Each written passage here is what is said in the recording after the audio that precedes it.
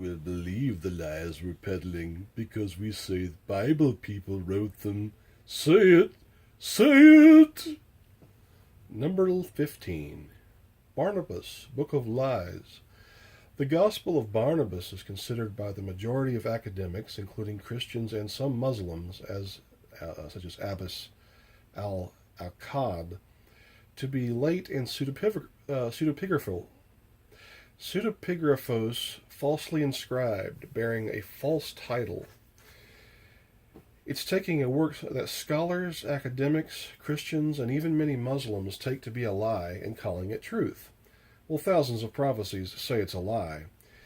Now, pseudepigraphal, when something is pseudepigrapha, it is something that is falsely inscribed. In other words, for example, this book here, Barnabas, Book of Lies, Barnabas was written by witches, and it was done so for the sake of undermining the Bible. It's like, oh, this came before the Bible, so you should listen to this, and everything the Bible says is lies.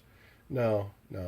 That many authors and that many books, they do not they do not succeed in undermining them. They all interweave these official canon of the Bible. They agree with each other in many intricate ways, which prove they are literally from the same from the proper historical source, versus these books, which all of a sudden just come out and say in one book that everything the Bible says is wrong.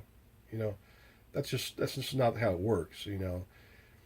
So these witches would go around and try to sell their book and say, Bible figures that you believe in, they wrote this book. Yes. And they didn't. And they would put their names on the book and say that Barnabas wrote it. Yeah. And he didn't. And it was written by witches in order to try to undermine Christianity, because throughout history, I mean, you look at the movie Star Wars and the theme of good and evil. Christianity and Satanism have been going head in head all this time since the dawn of man, and they are literally trying to continually make the Bible of no effect. They've tried to burn it, they've tried to destroy it, and it just keeps on existing, and they can't get rid of it, and they're never going to get rid of it in the small little time we have left. But all this is beside the point. Let's continue on. No, Abbas al Akkad did not die before they found the Book of Barnabas Bible. There was a copy found by Muslims over 100 years ago, and it was dismissed as bullcrap. Seriously, golden letters. They dipped the pen in molten gold to write it. Bullcrap. It would have burst into flames if they did that. Yet another psyop to try to fool people into believing a lie. Write a book. Write a new book, call it old, make it look old, so it must be important. It's a psyop, just like Piltdown Man and a host of other deliberate fabrications by evil men who are intent on twisting history.